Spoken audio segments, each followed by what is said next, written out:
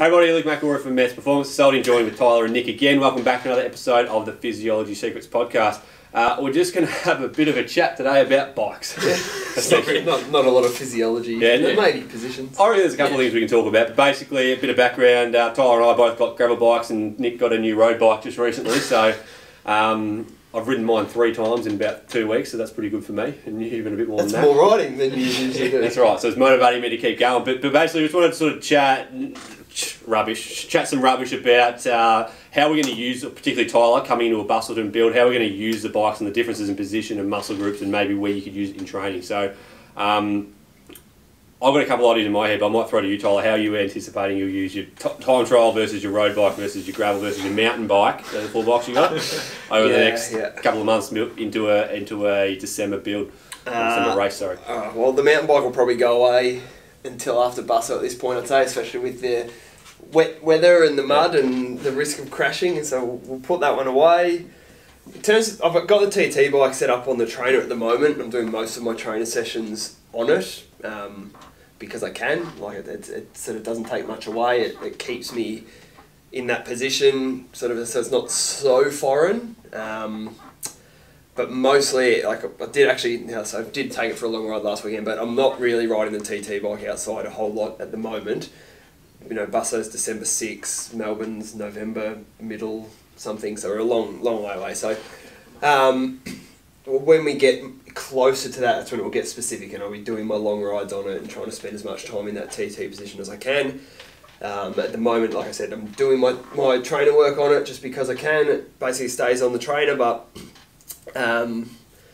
while this is all just like getting K's in the legs and just fitness on the road bike, I find hills really good at this point in the program, just getting some bike strength, and then the new steed, the gravel bikes, quickly become the go to the shed. That's often the one you reach for, and I haven't fully worked out how I'm going to use that, but I have got thoughts of getting some clip-on bars and potentially not riding my TT bike as much, getting into those big Ks. If the positions are similar, I guess is the best I'm going to hope for. The ability to go and do like last week I rode just on the Warby Trail on a weekday. So we're a bit flexible here, so middle of the day, Warby Trail's a bit quieter on a weekday. Warby and back from NF 60 Ks of just like non-stop, like 60 Ks, pretty much 2 hours. Fairly quiet, no traffic issues, flat.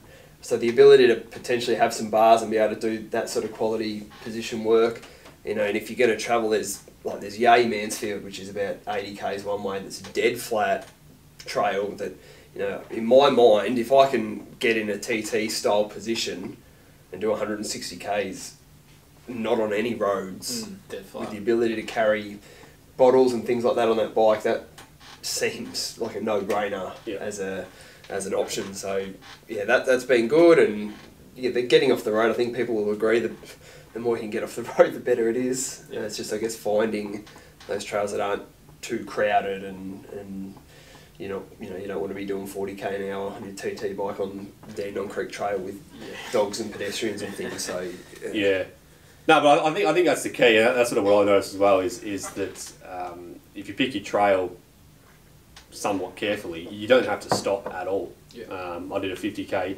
off-roader last week and I didn't stop, maybe once. I think I had to stop once to cross the road. That was it, in a 2-hour ride or whatever. So versus a road bike, if you're going down Beach Road or wherever you're going, there's always it's traffic lights every couple of traffic lights every exactly right. So it's very stop start. You have to be consciously aware of traffic and cars and other bikes and all that sort of stuff. Yes, you got dogs and pedestrians and that sort of stuff, but if you pick the time of day, you pick the right track. I did it down in Bass. There's a couple there, but not really. I think I passed maybe 8 bikes in 2 hours or whatever, and they're just cruising along anyway. So I think the continuity of it's really good. Particularly if we talk about time in zone for your endurance zone 2 stuff. You easily can do that on a gravel bike if you pick the right track, because you literally don't have to stop. There's no start stop. And I think the other thing is just you said it'd be good if you could do 160 Ks on a gravel bike, but at the end of the day, you're going to go a little bit slower on a gravel bike. So all we care about is time in zone anyway. We don't really care about the distance, whether that means whatever. But 120k on a gravel bike might be the same as doing 180 or even 200 on a TT. Maybe not that much, but you get the point. You're going a lot faster on a TT than you are on a gravel bike. But when we're talking about aerobic conditioning, your body doesn't care how far you're going. It just cares about the time spent in a certain stimulus zone. Heart rate wattage. So it's all about that duration. So you have a slightly slower average speed, so you don't go as far, but as long as you're getting 3 hours, 4 hours, 5 hours, it doesn't really matter. Interesting you said about the TT bars. I think it'll work well enough. Obviously, the difference is a gravel bike geometry similar to a road. Yeah, well, it's gonna. What's your gravel bike? So Luke and I got Cervelo Asperos, which are quite an aggressive. Like they are built as almost a gravel race bike. Yeah.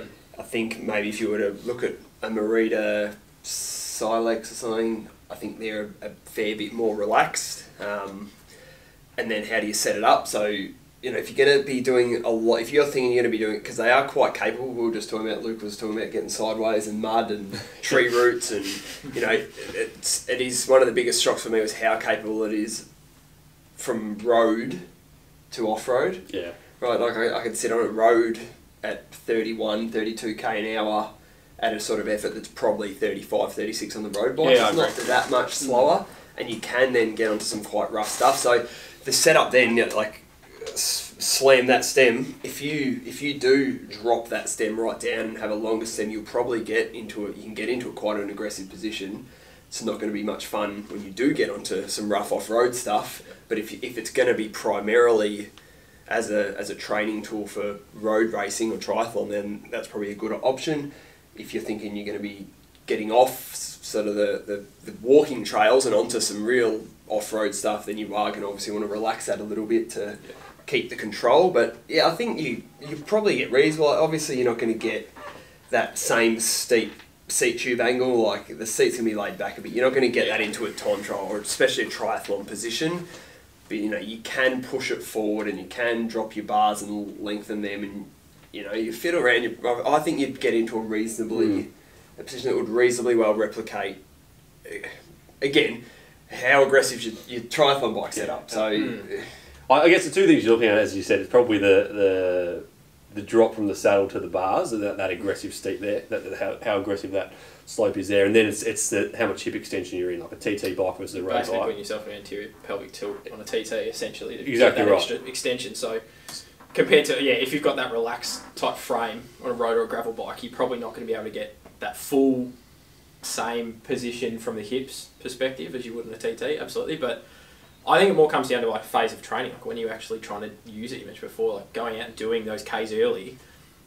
Is it going to matter as much? Because then, if you can then bank the Ks on the time trial bike in the last 6, 8, 12 weeks, however long you feel you need to get that time trial specific or triathlon specific position sorted on that bike, that's the specific preparation anyway. It's like everything before that was just building the aerobic base essentially. So does it matter that you're a little bit out in that phase? Like if you're just riding your road bike all the way up and then a week before you're going to jump on your TT and then do a week's worth of taper and then race day, probably not the best idea. Exactly right. But I think it sort of fits in nicely with the training phases of how you're preparing. Because there is going to be some difference. Like you're going to miss out on a bit of that anterior pelvic tilt in the hip to be able to get you rotate enough forward to get that really aggressive position down over the bars as you would on a time trial bike or a TT bike set up correctly. But are you just getting a better stimulus, and is it more comfortable to go and do those big endurance rides? Yeah, I mean, I agree. I think the timing is probably the number one underlying factor. And just for those not too familiar with the difference between a road and a time trial bike, so when Nick talks about anterior pelvic tilt, basically in a road bike you seat it back a bit further and you have more hip flexion, so as if you're sitting forward on a chair almost because your bum's back. And then on a time trial bike, the seat tube is actually, it's kind of straight up as opposed to back on an angle, so you've got more hip extension. Basically all it means is in a time trial bike you use more glutes and hamstrings. The theory behind that is that they're the muscles that you would use in a run off the bike, for example, so you already warm them up. So the differences that you might experience doing a road and a gravel versus like a TT is that a road and a gravel use a bit more quads, and then a time trial you're going to use a bit more glute and hamstring. So keep your hips open. Yeah, exactly, and keep those hips open. So what we're saying is basically right now, what are we still? Almost 6 months. And just under. Yeah, so just under 6 months from the A race. Do whatever you need to do to get the Ks and the banks, to enjoy it, to maybe keep yourself mentally fresh, because that when we get 2 to 3 months out, it's probably going to be a little bit of at least once a week or whatever, doing a long ride on in a TT position to get the specificity of the training down, get the muscle specificity in there, and then doing some runs off the bike as well. But it's at the end of the day, I think a gravel bike or anything off road, mate, don't get me wrong. If you live in the country and you can just go and use a road bike and not stop anywhere, that's great. That's I think for the majority of people watching, we've got to deal with traffic lights and traffic and all the stop start and for me I hate traffic just from the mental aspect. You're constantly on. You constantly have to be paying attention. Nearly got by a truck fucking last week, didn't I? Right outside the office, this truck is like, no worries, just almost anyway, could have been dead, not all good.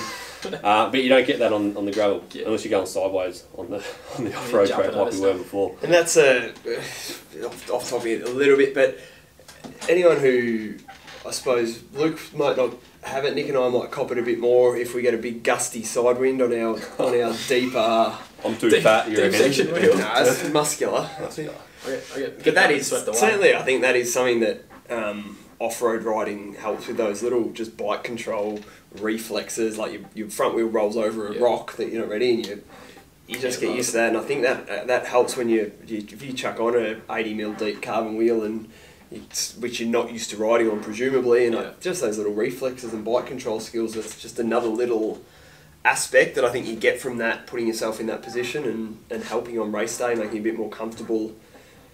Yeah, it's no point having a big deep front wheel, and if you've got to then sit up and hold on to the base bar because you can't hold your position, because you're not confident controlling it. Even then, like riding down Beach Road and that, you get stuck in packs of 30, 40, like when I say prime time on a Saturday morning on good conditions, like today it's pretty sunny, you go out there on a Saturday reasonably nice, and you're going to inevitably end up in some sort of pack situation, which if you're a triathlete, you're not allowed to be sitting on wheels.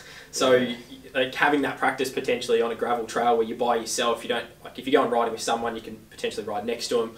You don't have that factor of having to worry about other people around you, but then also you're getting a free ride most of the time from a drafting effect if you are sitting on wheels.